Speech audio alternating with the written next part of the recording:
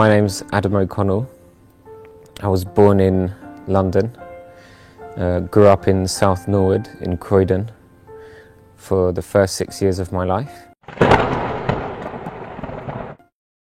তখনই আমার পিতামাতার বিচ্ছেদ যখন আমার বয়স প্রায় 6 বছর আর আমি আমার মায়ের সাথে এপসনে চলে আসি। আমার মা সেই অর্থে আমাকে ধর্মীয় শিক্ষা দিয়ে বড় করেননি। তিনি আসলে কাতালোনিয়ার মানুষ, মোরললেস স্পেন। তিনি জানতেন স্পেনের একনায়কতন্ত্র আর চার্চের মধ্যে বিরোধিতা, লড়াই, এই দুই শক্তির মধ্যে সম্পর্ক। তাই আমার মা সবসময় সন্দেহ করতেন। কমপক্ষে কোনো প্রাতিষ্ঠানিক ধর্মে আমার মায়ের বিশ্বাস ছিল না আমাদের এই খ্রিস্টান দুনিয়াতে। তাই আমাকে জাস্ট জেসাসের কাহিনী শোনানো হতো আর ছিল ইস্টার, কিন্তু আমার কাছে এগুলো ছিল জাস্ট স্টোরিজ, কাহিনী মাত্র। সর্বপ্রথম আমি সেখানে একটা প্রাইমারি স্কুলে ভর্তি হলাম, church of England primary school. আর সেখানেই বাস্তবে আমি খ্রিস্টান ধর্ম নিয়ে কিছু জ্ঞান অর্জন করলাম। আর তারপর থেকে বলা যায় আমি এক প্রকারের ধর্মবিশ্বাসী হয়েছিলাম। কিন্তু তারপর আমি যখন হাই স্কুলে গেলাম, এটা ছিল পুরোপুরি সেকুলার, ধর্মনিরপেক্ষ। আর তারপর বেশ কয়েক বছর ধরে শুরু হলো আমার ধর্মবিশ্বাসের অবনতি হওয়া। আমার সমস্ত ধর্মীয় অনুভূতি শেষ হতে শুরু করলো, কারণ ওসব অনুভূতি আমার কোনো কাজেই আসছিল না। এপসনে আসার পর থেকে আমার মা আমার জন্য অনেক কিছু করার চেষ্টা করছিলেন, যেমন তিনি আমাকে স্কাউটে প্রেরণ করেছিলেন। কিন্তু যখন আমি আরও একটু বড় হলাম, সেই বয়সে পৌঁছালাম যেটাকে বলা হয় problematic ages, the teenage spectrum, আমি তখন নিজেকেই বলতে শুরু করলাম এখন হলো সেই সময়, এবার বাইরে চলো, চলো মাতাল হই, রাইট? সো আমি এই মাতাল হওয়ার কাজ শুরু করে দিলাম। কিন্তু কিছুদিনের মধ্যেই আমার মা আমার এই পান সমস্যায় আপসেট হয়ে পড়লেন, started to get upset with my drinking, কারণ আমি খুবই মাতাল হয়ে যেতাম। আমার বন্ধুরা আমাকে আমার বাড়িতে পৌঁছে দিত যথেষ্ট গভীর রাতে। তো একসময় আমি নিজেই আমার মাতালামিতে ক্লান্ত হয়ে পড়লাম অল্প কিছুদিনের মধ্যেই। আর একই সময়ে স্কুলে আমি ইতিহাস অধ্যয়ন করছিলাম। আর স্কুলে ইতিহাস অধ্যয়নের মধ্য দিয়ে রাজনীতিটা আমার কাছে একটু বেশি স্পষ্ট হয়ে উঠতে লাগলো, কারণ জিসিএসসির জন্য আমরা শিখছিলাম কোল্ড ওয়ারের ইতিহাস। আর আমি জাস্ট ইনভেস্টিগেট করেই যাচ্ছিলাম। এটা ছিল তৎকালীন কথা, যখন উইকিপিডিয়া ইন্টারনেটে আমাদের সামনে চলে এলো, খুব সম্ভবত। তাই আমি নিজে ইনভেস্টিগেট করে আরও বেশি জ্ঞান অর্জন করলাম। ইতিহাসের ক্লাসে যা কিছু জেনেছিলাম তার থেকেও বেশি। যেসব ক্লাসে টিপিক্যাল কিছু কথা বলা হতো, যা কিছু আমেরিকান আর ব্রিটিশরা কোল্ড ওয়ার নিয়ে ধারণা রেখেছিল, সেগুলোই। আর তাদের দৃষ্টিভঙ্গি ছিল free capitalist west versus unfree Soviet east. আর অতি অবশ্যই এটা মোটেই সরল সাবজেক্ট ছিল না। আর তখন থেকে শুরু হয়ে গেল আমার বেসিক বিশ্বাস হারিয়ে যাওয়া, অথবা খ্রিস্টানদের বর্ণিত দৃষ্টিভঙ্গি, খ্রিস্টান ন্যারেটিভ যা আমি স্কুলে শিখেছিলাম চার্চ অফ ইংল্যান্ড স্কুলে। কিন্তু যখন আমি হাই স্কুলে পড়াশোনা করছিলাম, আমি একই সাথে শিখছিলাম মার্কসিজম, সমতা তথা দ্য আইডিয়া অফ ইকুয়ালিটি, অর্থনৈতিক সাম্যতা, রাজনৈতিক সাম্যতা। এটা আমার কাছে অনেক বেশি অর্থপূর্ণ মনে হয়েছিল, এতটাই যে যখন কার্ল মার্কস বললেন যে কোনো গড নেই, তখন আমার ধার্মিকতাও কমে যেতে শুরু করলো। তাই কিছুকাল আমি হয়ে পড়লাম একজন মার্ক্সবাদী, মার্কসিস্ট। কিন্তু আমি মার্ক্সবাদ যে সম্পূর্ণ বুঝতাম এটাও না। বাট এনিওয়ে, কিছুদিন পর আমি ফিলোসফি পড়া শুরু করলাম, আর সেই ধারণা থেকে সরে আসতে শুরু করলাম যে কোনো গড নেই। আমার সামনে সেসব আর্গুমেন্টগুলো চলে এলো যে এই মহাবিশ্ব নাথিং থেকে সৃষ্টি হতে পারে না। আর এটা ছিল আমার কাছে খুবই বেসিক। যেমন ইসলামের স্কলারগণ বলে থাকেন, আমি জাস্ট আকাশের দিকে তাকাতাম বা আমার চারপাশটা, আর আমি দেখতাম মহাবিশ্বের আমাদের চারপাশের অ্যামেজিং বিষয়গুলো। আমি এটা খুব সিরিয়াসলি করেছিলাম। আর সেই যুক্তিটা বিবেচনা করলাম যে নাথিং থেকে নাথিংই হতে পারে, কোনো কিছু হতে পারে না। আর বিরোধী যুক্তিটাও বিবেচনা করলাম যে ঠিক বা ভুলের কোনো অস্তিত্ব নেই, যদি এ বিষয়ে শেষ কথা বলার মতো অ্যাবসলিউট পাওয়ার থেকে না থাকে। আর এই শক্তিটাকে অবশ্যই গড হতে হবে। তাই আমি হয়ে পড়লাম একজন নন রিলিজিয়াস থেইস্ট, একজন ধর্মহীন গড বিশ্বাসী। তো আমি কোনো ধর্ম অনুসরণ করছিলাম না, কিন্তু আমি গডে বিশ্বাস করছিলাম। কিন্তু একই সাথে আমি ছিলাম সোশ্যালিস্ট, সাম্যবাদী, ইকোনমিক্যালি, পলিটিক্যালি স্পিকিং। কিন্তু একই সাথে চলছিল আমার সেই stupid drinking, stupid young life. আর সেই সমস্ত সাম্যবাদীদের সাথে মেলামেশা করছিলাম যারা সমাজের সব কিছুই পেয়ে বসে রয়েছে, যারা আসলে কিছুই করে না। আর তাই আমার জীবনটা হয়ে পড়ল বৈপরীত্যের এক জগা খিচুড়ি। আর তাই এটা ছিল শুধু সময়ের ব্যাপার, যখন আমি দেখতে পাবো একটা ধর্ম, আর যদি সেই ধর্মটা অর্থপূর্ণ হয় তবে তা আমি গ্রহণ করে নেব। কারণ আমি গডে বিশ্বাস করছিলাম, আমি বিশ্বাস করছিলাম ন্যায় বিচারে। কিন্তু শুধু একটাই প্রবলেম, এসবের কোনো কিছুই কোনো একটা স্থানে যুক্ত নেই। তাই আপনি একটা কথা বলতে পারেন যে আক্ষরিক অর্থেই আমি ইসলামের জন্য প্রস্তুত হয়ে গিয়েছিলাম, যে ইসলাম আমার জীবনে চলে আসবে। কিন্তু প্রবলেমটা হলো ইসলাম কি আমি জানতাম না। ঠিক তখন লেবাননের যুদ্ধ শুরু হলো, 2006-এর ইসরায়েলের আক্রমণ।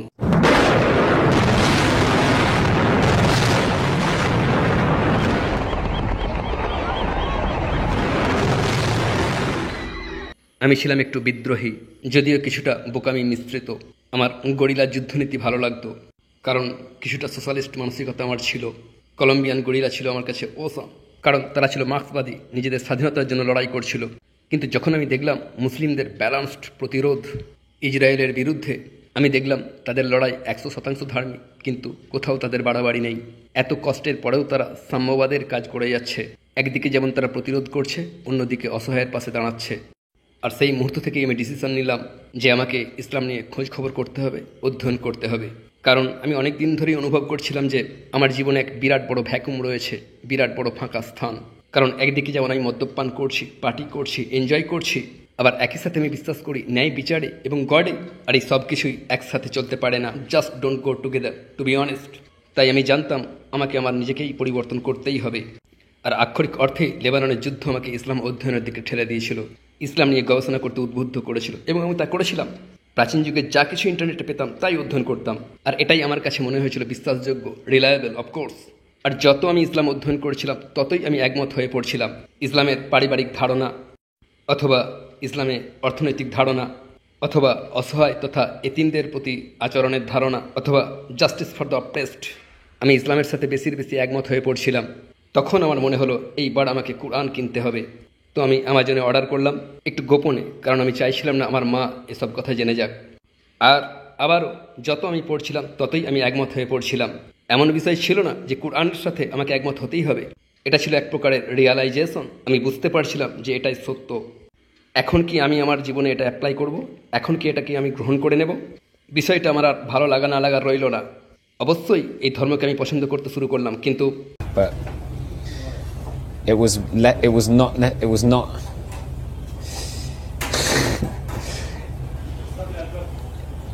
it was my choice to look for it. আমি স্বেচ্ছায় এর খোঁজ শুরু করেছিলাম। কিন্তু যখন আমি সত্যকে খুঁজে পেয়ে গেলাম, যদি আপনি সত্যিকার অর্থেই আন্তরিকভাবে সত্যের খোঁজ করেন, তখন আপনার তা গ্রহণ করা ছাড়া আর কোনো চয়েস থাকে না। সত্যের মুখোমুখি দাঁড়িয়ে আর মুখ ফেরাতে পারবেন না। তো উইকেন্ডে এখানে সেখানে ঘোরার পথে ট্রেনে আমি কোরআন পড়ছিলাম। যত আমি কোরআন পড়ছিলাম ততই আমি সহমত হয়ে পড়ছিলাম। আবার যত আমি কোরআন পড়ছিলাম ততই আমার মনে হচ্ছিল যে এটা যে কোনো একটা বই নয়, ইটস নট জাস্ট সাম বুক। এই গ্রন্থে কেউ আমার সাথে কথা বলছেন, আর তা যুগ যুগ ধরে। আর একটা আয়াত জাস্ট আমাকে উড়িয়ে নিয়ে গেল। এটা ছিল সূরা আল আসর, কারণ এটা আমাকে জাস্ট একটা বিশেষ বিষয় বুঝিয়ে বলছিল, যেটা আমার মনে হলো অ্যাবসলিউট সত্য। আর তা হলো, যদি মানুষেরা ভালো কাজ না করে, সত্যের খোঁজ না করে, সত্যকে পেতে না চায়, আমার কাছে সত্য ছিল সবসময় ইম্পর্ট্যান্ট। আর যদি তার ধর্মের ওপর সুদৃঢ় না থাকে, ধৈর্যশীল না হয়, তবে সে ব্যর্থ, সম্পূর্ণরূপে ধ্বংস। যদি আপনি এই তিনটে কাজ না করেন, অতি অবশ্যই ইমানের সাথে, বিশ্বাসের সাথে। কিন্তু সেই মুহূর্তে আমার কাছে ইমানের বিষয়টা অতটা গুরুত্বপূর্ণ ছিল না। কিন্তু যখন আমি আয়াতগুলো পড়লাম, আমার মনে হলো ওয়াও। আর তারপর কোরআন সম্পূর্ণরূপে পড়া শেষ করার আগেই আমি এক প্রকার মনস্থির করেই ফেলেছিলাম যে আমি অতি অবশ্যই এখন মুসলিম হব। এখন আমাকে মুসলিম হতেই হবে, কারণ আমি এর সব কিছুই বিশ্বাস করি। আমি বেশ কিছুদিন কাউকে এ কথা বলিনি, কিন্তু তারপর ঘটনাক্রমে ভাবলাম এখন মানুষকে বলতেই হবে যে আমি একজন মুসলিম। কারণ যদি আমি সত্যের অনুসরণ করি, যদি আমি দাবি করি যে আমি সত্যের অনুসরণ করি, আর অন্তর থেকে বিশ্বাস করি এটাই সত্য, তবে আমাকে আমার নিজের সাথেই সত্য হতে হবে। তা না হলে আমি কোন প্রজাতির মানুষ হব, তাই না? তাই খুব দৃঢ় মানসিকতা নিয়ে আমি মদ্যপান ছেড়ে দিলাম। আর তারপর আমি সবাইকে বলা শুরু করলাম আমি একজন মুসলিম।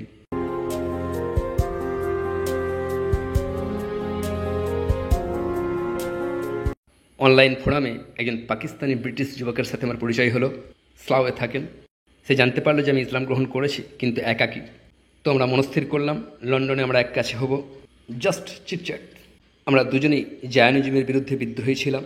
তো লন্ডনে সে আমাকে হঠাৎ প্রশ্ন করে বসলো, তুমি কি সালাতের ঘোষণা দিয়ে দিয়েছো? আমি বললাম না, এখনও নয়। তো সে বলল চলো, এখনই চলো।